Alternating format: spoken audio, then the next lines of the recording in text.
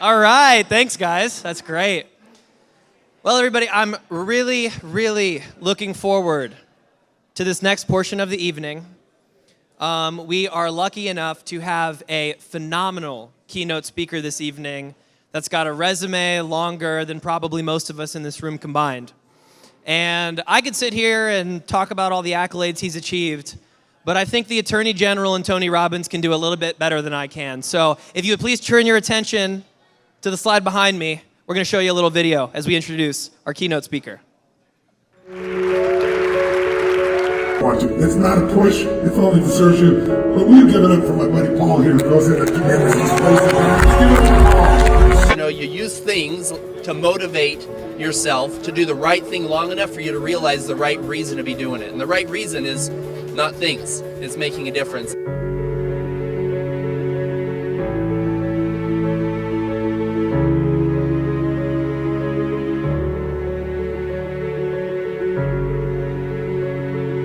There are certain people in life that they come to the room, lights go dim, yes or no? There's some people that come to the room and everything brightens up. This is one of those guys. Paul is well known not only for running a $14 billion plus real estate fund, and not only for his tremendous philanthropic efforts globally to raise tens of millions of dollars in this fight against human trafficking and modern slavery, but Paul also has a very special set of skills that he uses and puts his life on the line on every single operation where he goes undercover. He leads a group of brave men and women who sacrifice and risk everything, their lives, their capital, their reputations, to infiltrate the most heinous and disgusting trafficking networks. These are some of the most dangerous environments around the world. A philanthropist, business leader by day, but at night, one of the most effective weapons that we have as a global community.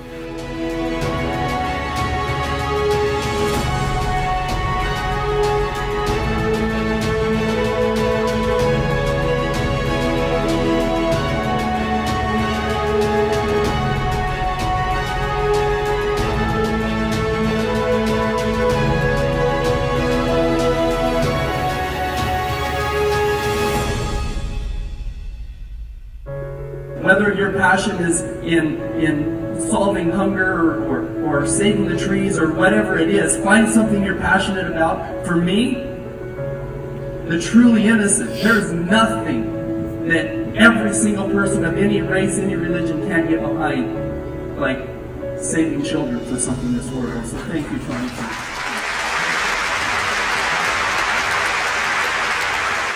Everybody, please give it up for Paul Hutchinson.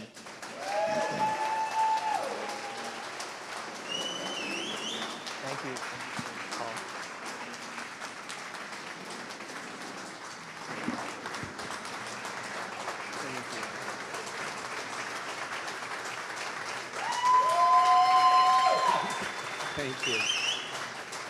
Thank you for having me here, Ajay. Beautiful, beautiful people, and a lot of huge hearts already. So, thank you to Rick for already being generous and donating $5,000 to the Haney family for helping to sponsor, for you and your dear wife, Erin, and all of this hard work. So thank you. Thank you for being here, Paul. Let's take a seat. I'm on the hot seat now. Yes, sir. We're gonna have a little fun. He says, is there anything off limits? I'm like, no, ask me anything. I did. I always want to respect the boundaries, but I also like pushing them. So this will be a fun time. Well, for those that, I guess, Paul, just a little bit of background on the entire room here. You know, we've got almost entirely entrepreneurs in this room.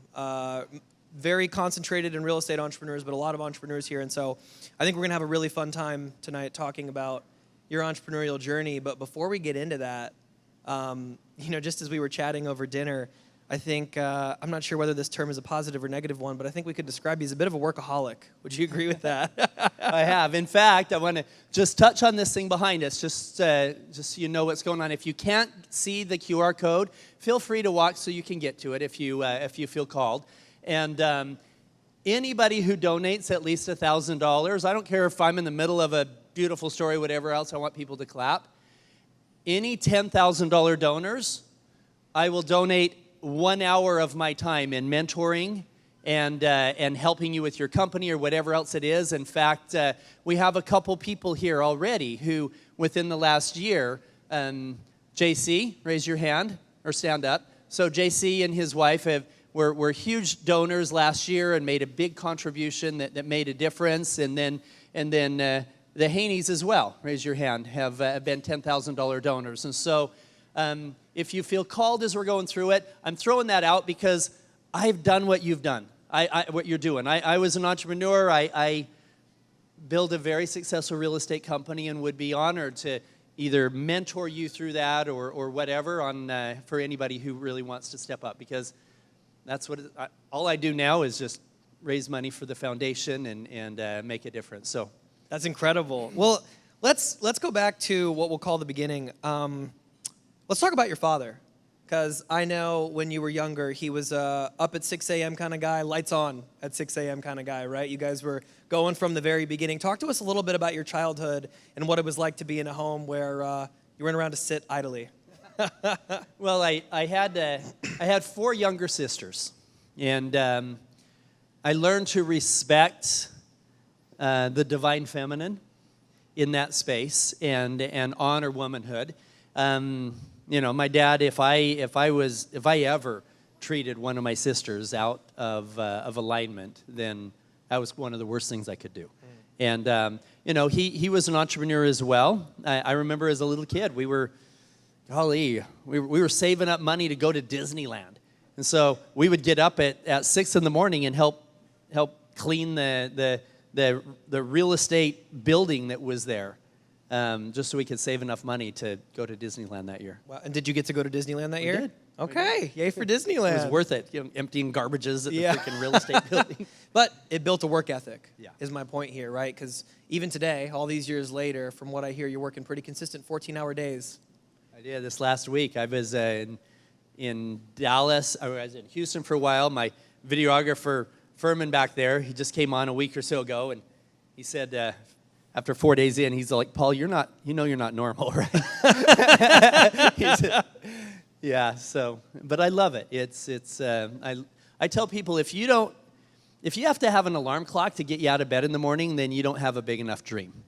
Find a why. Find something that motivates you, whatever it is. And it's okay when you're in this stage and being an entrepreneur and building your company. It's okay to have a Lamborghini and a Ferrari on your vision stack. Just like I said in the intro video, I used things, nice cars and boats and traveling and all this stuff. I used things to motivate myself to create value in the lives of other people to the point where that value would come back so that eventually I could create a global impact. And that's really what it's about. I want every one of you to make money. That's why you're here. You're not here just to, make some friends. Everybody came here to figure out how to be more successful at what you're doing. I want every one of you to be more successful. Why? Because with the right heart in the right place, you can make a bigger impact in the world. Yeah. And that's the beauty of this journey, is that, we create value. I had it all. When I met my sweet wife, I had a thank you, Justin. Thank you, Justin. Thank you, Ajay.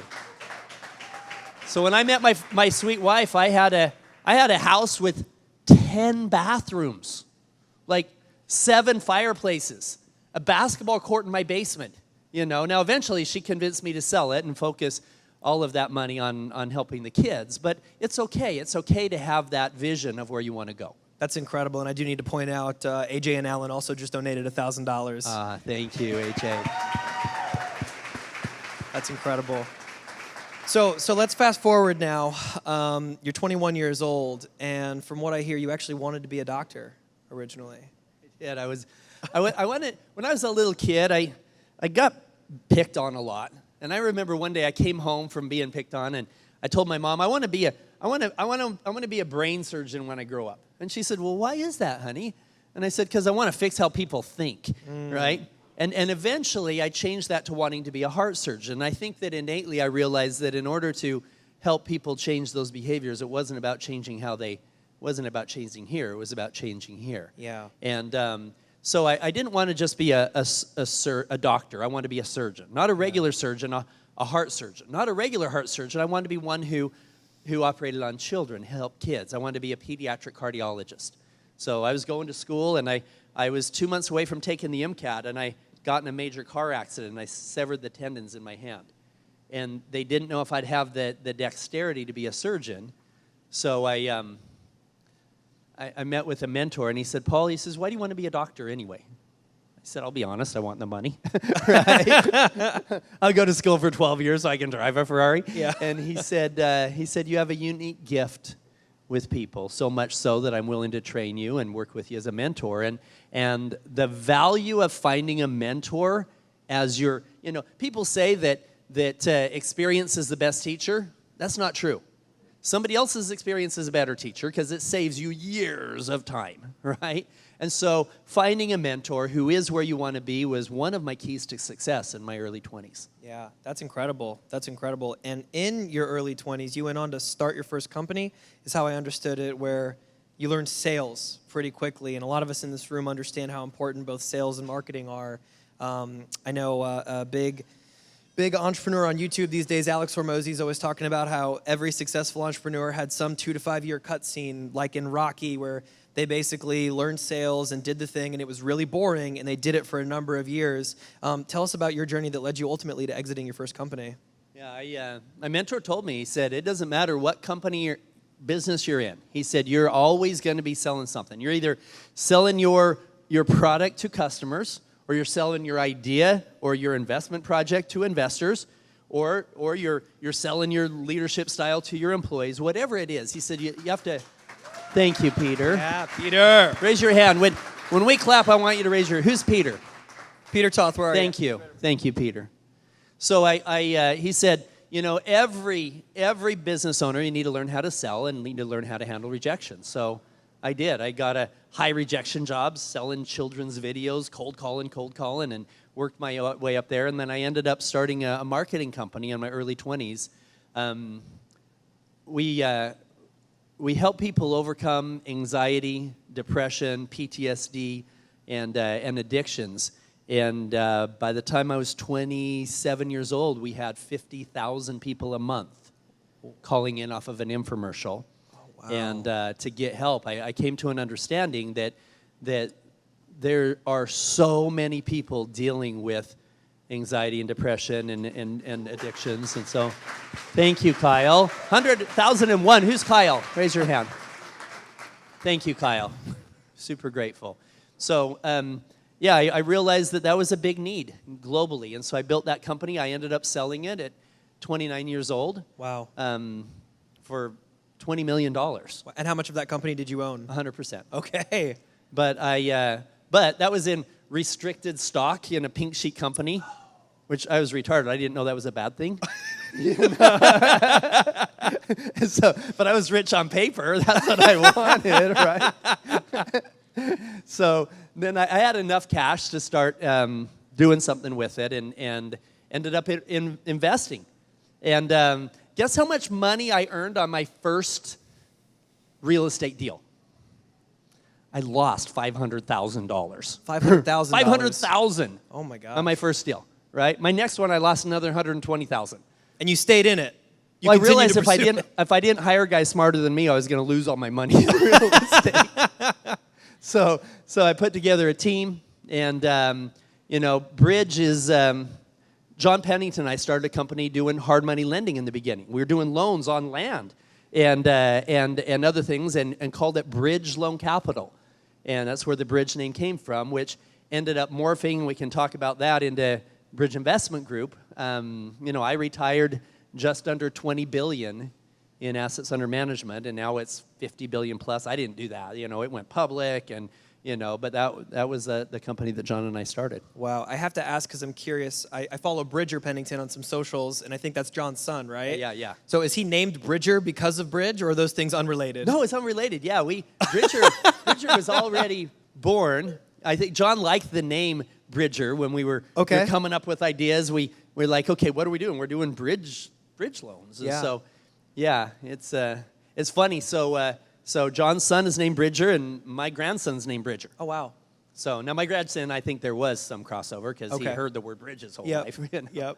Okay, that's great. Well, so we finished up and retired when you were at 20 billion assets under management, but when you started out, it was closer to 10 million, if I know right, when you guys were first raising money, and I think in your first year, it was as small as 2 million. No, my maybe? first year, I only raised $2 million, and $1 million of it was our own because Oh, I wow. had no credibility. Literally, I'm like, okay, I want to do this real estate thing, and I didn't know what I was doing, and the investors knew I didn't know what I was doing, right? so because I was just this kid, right? Well, you had a great track record, right? Losing $500,000 on the first exactly. deal. It's a crappy track record. So I my only way I could get people to invest with me is I said, listen, me and John will invest our money aside yours, right? You put in 100,000, we'll put in 100,000, and if we lose half of our money, ours is first loss, right? So the only way you can lose money is if we literally lose more than half of the investment on it. Yeah. And we didn't have enough credibility to charge. We didn't have any management fee. We had 0 management fee, Wow. an 8% preferred rate of return, us matching it up front. But, that's the only way we could start doing it. Now, Right. I tell people, it took me that whole year to raise $2 million. By the time I retired, we were bringing in well over $10 million a day. Wow. So, once you start having a track record, then it becomes easier and easier. But in Yeah. the beginning, it wasn't. Well, so let's talk about that track record, because something you mentioned earlier after you did really well in those first couple of deals was that you brought in people smarter than you, right? So obviously that's a piece of the track It wasn't record. hard to do when you're 31 years old and lost money in real estate. Well, let's talk about, as you guys were scaling up and growing the team, a big part of what we did before the gala, for those that attended, was we're talking about scaling up businesses. And so I think it'd be good for everyone here to learn. I mean, how did you make some of those decisions? Growing from 2 million to 20 billion assets under management is no small feat. Help us understand. I mean, I wouldn't know how to deploy that level of capital, let alone build a team in order to do that. So walk us through some of that journey. I think that the very first thing you have to do is decide what you want. You have to understand that you can literally be, do, and have anything that you want. In fact, a crazy little side story that I think is kind of fun. So I had just sold my anxiety company, had some money from there. I was mentoring. I was teaching young entrepreneurs, and now back when we got in our car accident, I severed my tendons in my hand. That was right before I got married. My wife at the time, my first wife, Jordan's mom, she was a dancer. She was a dancer on the Crimson Line at the University of Utah. She was a model for McCarty's. They do swimsuit issues, Sports Illustrated, all that stuff. She was like really into her body and fitness and stuff. And that same car accident, I severed the tendons in my hand. She broke her pelvic bone. Oh. She wasn't able to dance. She wasn't able to exercise. And she started putting on a lot of weight. And then we got pregnant with twins, got pregnant with our third little boy. And then fast forward, she's 29. I had sold my company, and I was maybe 31, 32. I was speaking, and she said afterwards, she said, Paul, you were talking to those entrepreneurs, and you told them you can literally be, do, and have anything you can dream. Anything you can dream, you can have. She said, I want to do something big with my life. And I said to her, what do you want to do? And I asked her this question. You have to ask yourself this. If time and money were no issue, and you knew you couldn't fail, what would you dream? You had all the capital in the world that was ready to deploy for you, and you knew you couldn't fail, and it was there. Whatever it is in your life, whether it's walking on the moon, being the next president, having a $1 billion fund, whatever it is, if you knew you couldn't fail, what would you dream? That's the real question. So I asked her that. I says, if you knew you couldn't fail, and what would you dream? She said, you're going to laugh at me. I said, I will not. Now, realize at this point, she was 230 pounds. When we got married, she was 112, right? Wow. Literally double what she was when we got married. She says, you're going to, and she's 29 years old, mother of 3, living in Utah. She said, since I was a little girl, I wanted to be an NFL cheerleader. I'm looking at my 230-pound wife. I'm like, you go, girl, right? And I realized she was serious. That's what she wanted to do. She said, I was 14 years old, and I danced at a halftime game at a 49ers game, and I thought that was to be so beautiful. And who am I to say that that's impossible? Who am I to say, oh, we don't even have an NFL team in Utah? Who am I to say that no girls on the NFL are over 25 years old and you're married and a mother of 3, right? Right. So I said, you know what? I want to support you in your dream, whatever that is. I want to support you. And so this was December. A couple weeks later, I went online and I found a picture of a 49ers cheerleader. It had similar hair to Tiffany, but she had, of course, a different, body and, whatever, and face. And so I took Adobe Photoshop and I put her face on it. So it looked like it was her in this cheerleader outfit. And I put at the bottom, Tiffany Hutchinson, San Francisco 49ers gold dress cheerleader. And I framed it and I gave it to her for Christmas. And she opened that gift and she started crying. And she put that picture on her bedstand. And every single night before she went to bed, the last thing she would do was hold that and visualize that being her life. Winning that. And then the next morning, before she ever got out of bed, she would hold that picture. And it motivated her to start exercising every single day, 2 to 3 to 4 hours a day, no surgery at all. 1 year later, had gone from 230 pounds down to 112. Wow. Had lost more than half her body weight. And then there was 500 girls trying out for the 49ers that year. There was 3 spots available, and she was the first pick. Wow. She was the only girl that was over 25, only girl married. It cost me $40,000 in plane tickets to fly her back and forth just for practices in the games. But I tell people, what 32-year-old wouldn't pay $40,000 to have his 19-year-old wife back, right?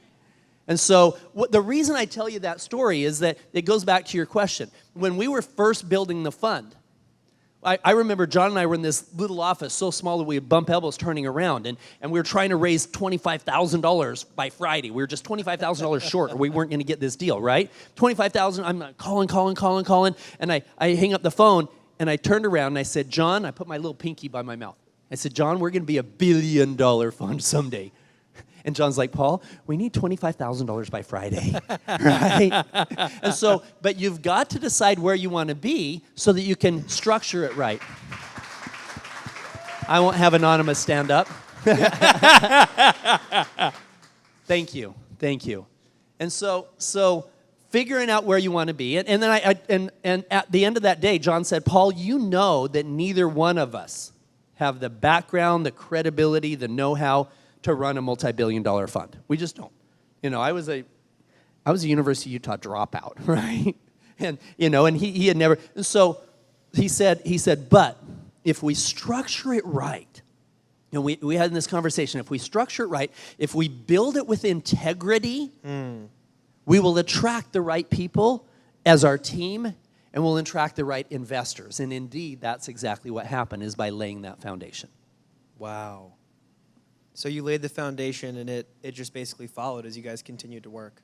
Yeah, we worked our butts off. Yeah. I will say this, though. You need to find people on your team for some key positions. For me and John, it was a perfect match. He was contracts, dotting every I, crossing every T, dealing with the SEC, all this crap that I had no idea what to do, right? Right. And I knew how to walk in a room and figure out who the real money was.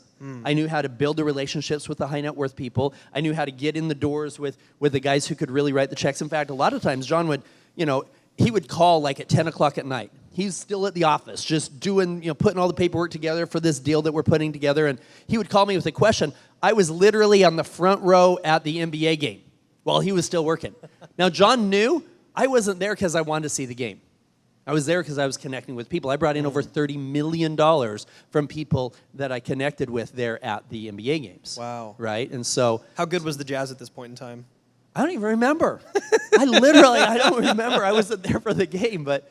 Yeah, I mean, they were all right, but I was there to create the relationship. Same thing with going on the Hummer trips, same thing with, all of this different stuff. I was connecting with people, and those relationships is what brought the money in. Yeah, and I've actually heard you say that some of the best places to connect with some folks with money is events like this, right? Charity events. So can you speak to some of that? Because I know you served on, I think it was the board of Make-A-Wish for multiple years, and maybe some other boards. Can you speak to some of those experiences? So back in my early 20s, one of my that mentor I was telling you about, he told me this, and this changed everything for me. I want you to really, really tune into this. He said, Paul, the average person donates about 2% of their annual income to charity. About 2%. So I want everybody to think about what you made last year, and I want you to think about what you're planning to make this year. He said, and take that number and take a 0 off of it. Okay, that's the 10%. The average person only does 2%. He said, make a decision today that forever the rest of your life that number never goes below 10%. He said, for you, I think that you should look at numbers closer to 15 or 20%. Now, at the time, I'm earning $2,000 a month. 20% of that's a lot of money. I mean, I have to live on $1,600 instead of $2,000.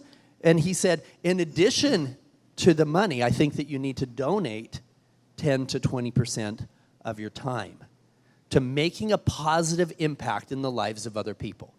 So whether it's helping us with what I'm going to be talking about later tonight with fighting child trafficking, whether it's saving the wells, the trees, whatever it is, whether it's buying wheelchairs for people in Honduras, whatever it is, find something that you're passionate about. Find something that you can give back, that you can make a powerful, positive impact in the lives of other people, and donate, commit to donate upwards of 10% or more. Now, this is, I believe, you can call it karma, you can call it the universe, you can call it God, you can call it whatever you want to. There's a higher power very interested in us doing good. Right. And quite literally, the windows of heaven will open and there won't be room enough to receive it when you make that decision to donate and make a difference in the lives of others. So take a look at where you're at and have a giving policy. Don't wait. I told him this. I said, you know what? Wouldn't it be better if I just took that money and reinvested into my company? I wanted to be wealthy so that I could be generous, not realizing that I should be generous so I could be wealthy. Wow. Thank you, Brian. Where's Brian and Ron? I want to just acknowledge you. Raise your hand. Brian, can you put your hand up? Thank you. Oh, there he is. Thank you. Super grateful. Super grateful. So that's what started me on that path. So fast forward, when I'm already, making that commitment and donating money, etc., when John and I are sitting there trying to figure out how to raise money, I literally took out a piece of paper and wrote, where do rich people hang out, right? And on this, I was writing all these things. About halfway through the list, I wrote charity events, because I realized that most of these events that I went to had some table sponsors, had some event sponsors, etc. And so I would go and build relationships with those people. I was looking through the list of the wealthy people in my city, and I'd look them up online, and I realized that every one of them had a charity that they were supporting. Wow. So why not go to those events? I'd literally buy a $50 or $200 seat, whatever I could, to get into those events so that I could rub shoulders with those people who were that philanthropic, so that I could build my company, so that I could be in a position to make a massive impact as well. That's so great. And I want to tell a quick story and ask you a question based on it, but I'll say you're reminding me of a conversation I frequently have with both my beautiful wife, Erin, and my business partner, Ben, sitting right here, that it's selfish for us to not go out and make more money because God gave us gifts, talents, influence, blessings, so that we had the skills, we know how to do it, and if we don't go out and make more money, we can't give money away, right? And so it's selfish for me when I wake up if I don't go to work, if I don't get what I said I was going to completed. And just a quick story on generosity and it coming back. I was with my mom in Washington, D.C. in August of 23. My mom's from Nepal, so a small country just north of China. And we were stopping by the Nepalese embassy to renew her passport. So I took her on this trip to D.C. and it was very fun. But as I was sitting there, I heard God say to me, I don't know if anybody here has a faith, but in the book of James, it calls us to take care of the orphan and the widowed. And I've taken that to heart for a really long time. I was raised by a single mother, and so it's something that's been very personal to me. And I heard as we were sitting in this tiny, tiny embassy in D.C., the Lord was telling me to give to a Nepalese orphanage. And I didn't know an orphanage. I wasn't sure what to do, but when you hear a call from God, you listen. And something worth noting, a little bit of background here, is I'm a real estate investor, like a lot of us are in this room, and I think anybody that's been doing real estate for any amount of time knows that we are subject to cash crunches, right? And I was in a bit of a cash crunch at this time. I had one rental property to my name, and I was selling it while we were in the middle of moving here to Texas. And so it was really interesting that, and I'll explain why I'm talking about this timing here, but I said, okay, let's go ahead and donate, and I donated just $500 to an orphanage in Nepal. Two beautiful things came of that. So the first one was that I received an email from the orphanage, and they basically said, hey, we have no idea who you are or where you came from, but I want to tell you a story. There was this little girl here who has been at the orphanage since she was 7. She's 16 now and is trying to get a job, interviewed with a local airline. The airline told her they wouldn't hire her because her teeth were too crooked. And so she came to the orphanage and asked, can you please get me braces so I can get this job? And he said, we're going to use this donation to get her braces. Beautiful story, number one. The second part of this, though, and the part where God is so faithful to us when we're charitable, is my rental property went on the market that day for $225,000. I got an offer above ask at $230,000. Above ask. And there wasn't a competing offer. They just went ahead and submitted it that way. Right? 10x what I had just donated. So if that's not a testament to being charitable and seeing that come right back to you, right? I don't know what is. So I'm curious with you, could you tell us a story about a time where you donated to charity and maybe it led to a connection or something, and just share one of those, because I know you have a ton. There's hundreds of them, but this one I think you'll all relate to. So after I started working in the anti-child trafficking world, and you'll hear some stories a little bit later about why I got brought into that and how that made such a huge impact. And we had a guy by the name of Glenn Beck. You know, he's here in Texas. He's a big radio talk show, conservative host here in Texas. He wanted to launch his anti-child trafficking campaign from Bangkok, Thailand. And it was going to cost $100,000 to get Glenn and his whole team and everything that needed to happen to make that happen. However, you know, he had millions of followers. And we knew that would make a huge impact with so many people being able to see what we had seen. However, the foundation I was working with at the time, we had a lot of grandmas that were donating $2 a month, $5 a month to help save children. That was kind of sacred money. And $100,000 in one chuck just seemed, you know, like out of something we want to do. And so I decided, you know what, I'm going to do that.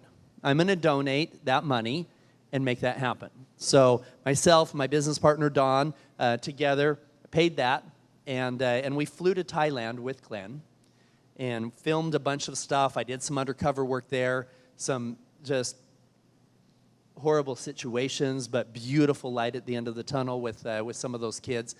And then as we flew back, literally as the plane was touching down in the U.S., and I had cell phone signal again, I had 2 voicemail messages that popped up on my phone. One of them was from one of the members of the Marriott family saying, hey, Paul, I have been looking at your numbers, and I want to put another $10 million in your senior housing fund. Wow. And the other one was from one of the owners of one of the largest gas station chains in the country with even a bigger number. And my income from those 2 voicemail messages that happened while I was doing charity work, my income from those 2 voicemail messages multiples exceeded what I had just donated with $100,000 to make that happen. So This has happened over and over again throughout the growth. I tell people this, how does somebody become a partner, let alone a founder of a 20, 30, $40 billion company? You're not a University of Utah dropout, right? The statistical probability of me being where I am is 0. The only way that I can understand it is that I made that decision in my early 20s to give until it hurts, to give a minimum of 10% and find charities that are making an impact. And over again, I found this, if I worked really hard at my business goals, I had decent results because I worked my butt off, right?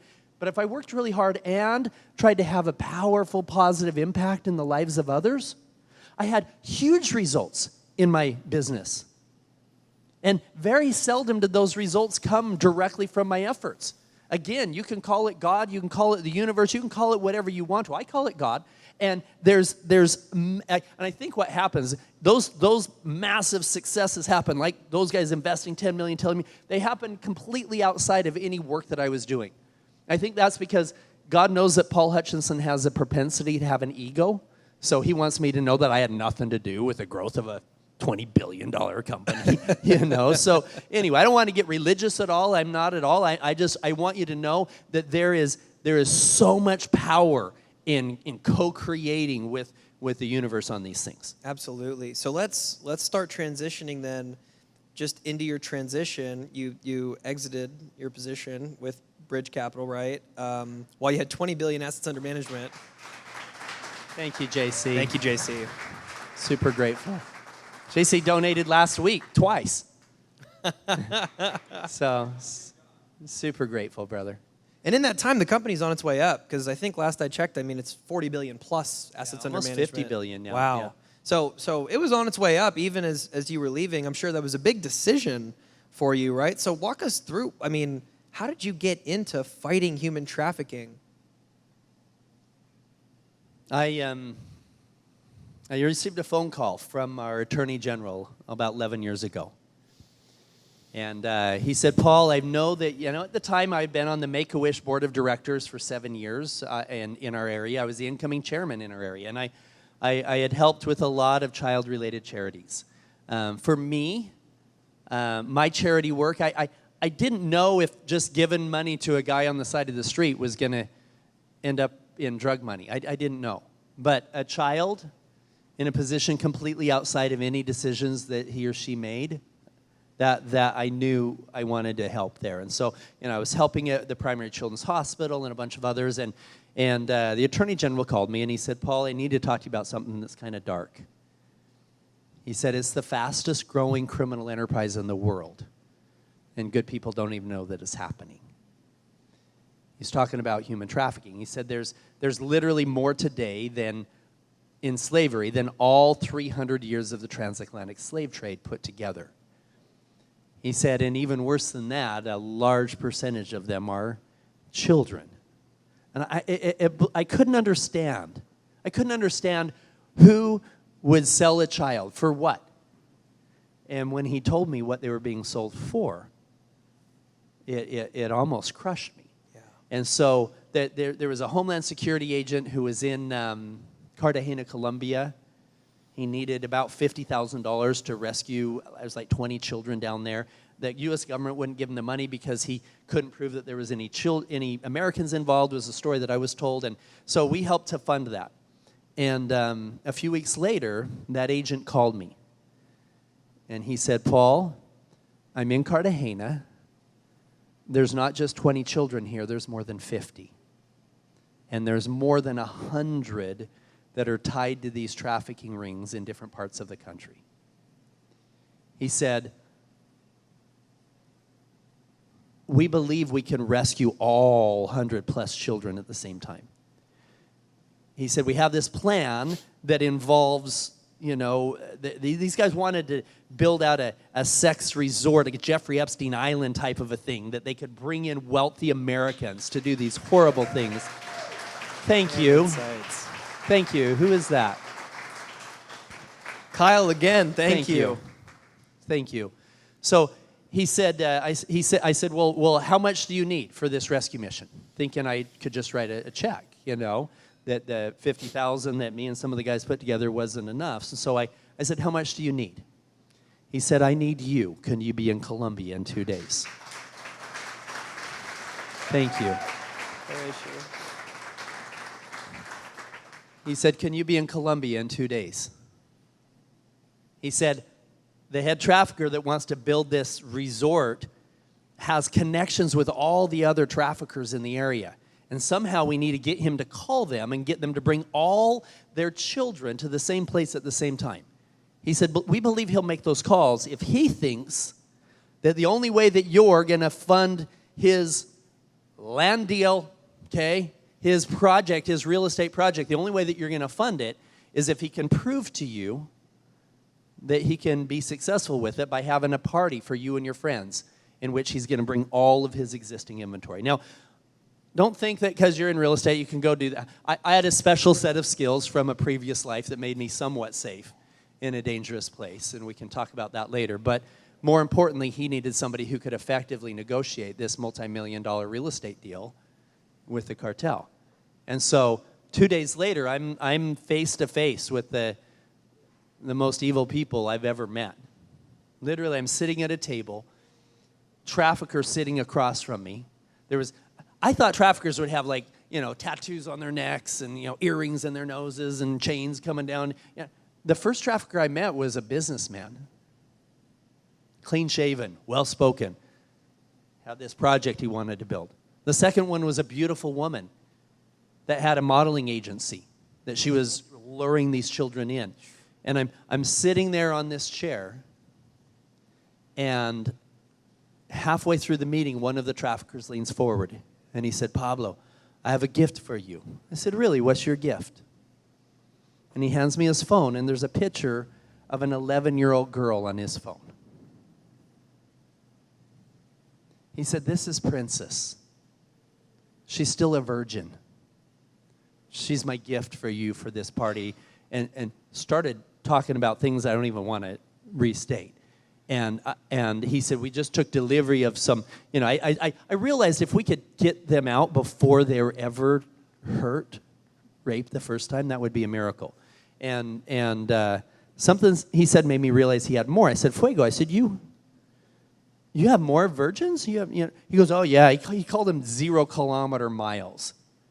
This is sickening how they just treat these kids like commodities. And I said, you have more? He goes, "Oh yeah, I got 3 or 4 more." I said, "You're going to bring those to my party, right?" He goes, "No." He says, "They're too expensive." Too expensive. I'm already paying this guy $25,000 for this party. I'm paying him $500 per child for a minimum of 50 children just for 2 hours in the afternoon. He goes, "Jefe," which is boss. He goes, "Jefe, you already paid $25,000. You want to F those other virgins. It's going to cost you maybe $2,000, maybe $5,000 for that little one. It's going to cost you maybe $10,000 more." Now, at this time, no acting involved. I was legitimately pissed, right? I've got a $50,000 watch on. I've got a suit that costs more than my first car. I've got $2,000 cufflinks on. I put my hands on my chest and I said, "You don't think I can afford an extra $10,000? He said, "Oh, no, Jefe, no." I said, "I want every one of those virgins at my party." I said, "They damn well better be virgins when they get there. They're not for you. They're for me. You understand?" He goes, "Oh, yeah, Jefe," this stupid little smile. 2 weeks later, we fly back in. Our guys met with the U.S. Embassy and the Colombian federal agents. They provided a bunch of agents for us, including ones that were our waiters and our maids and our cooks. They weren't very good cooks, but they're armed, right?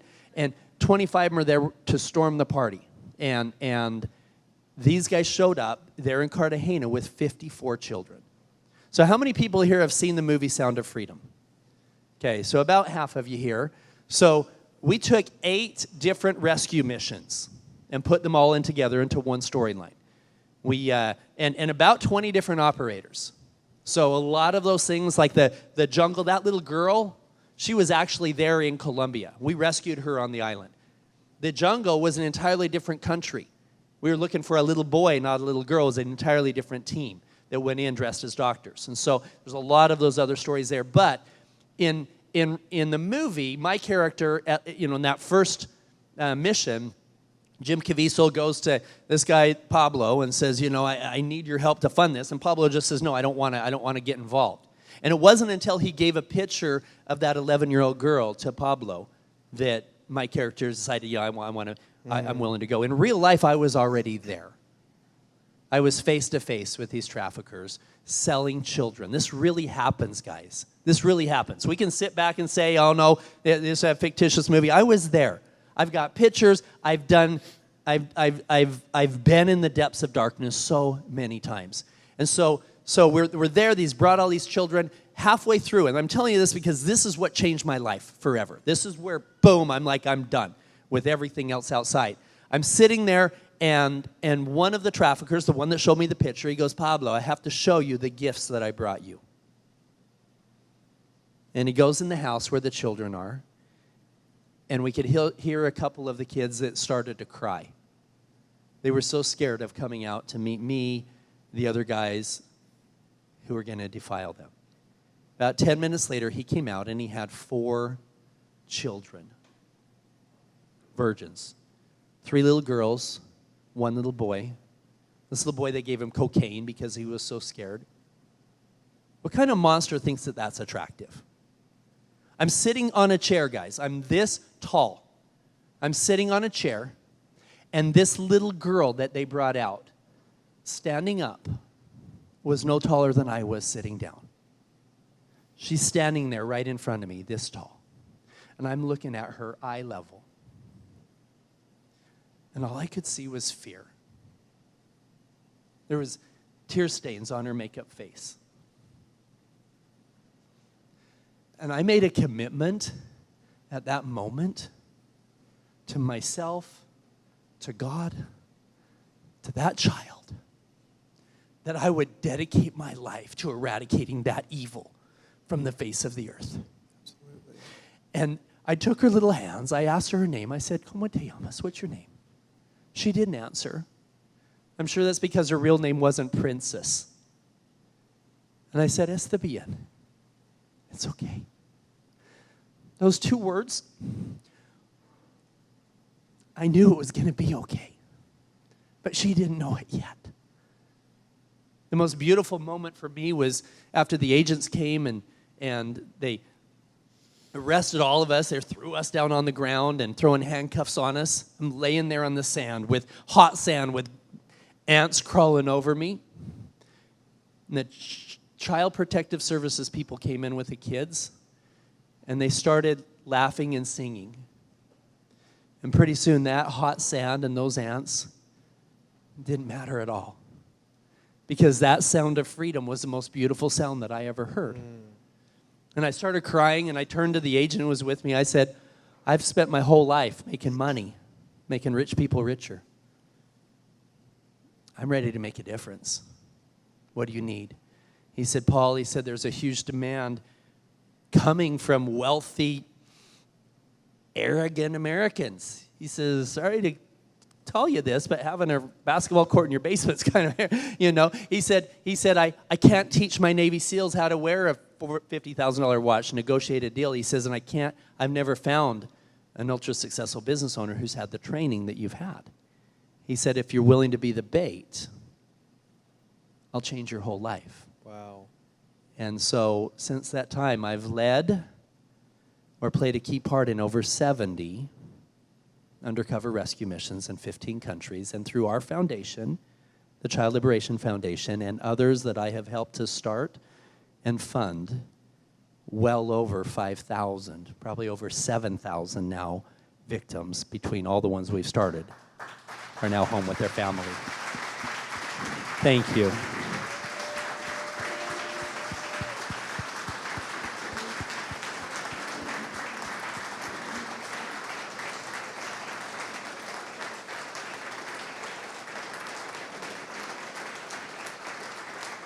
That's incredible. That's incredible.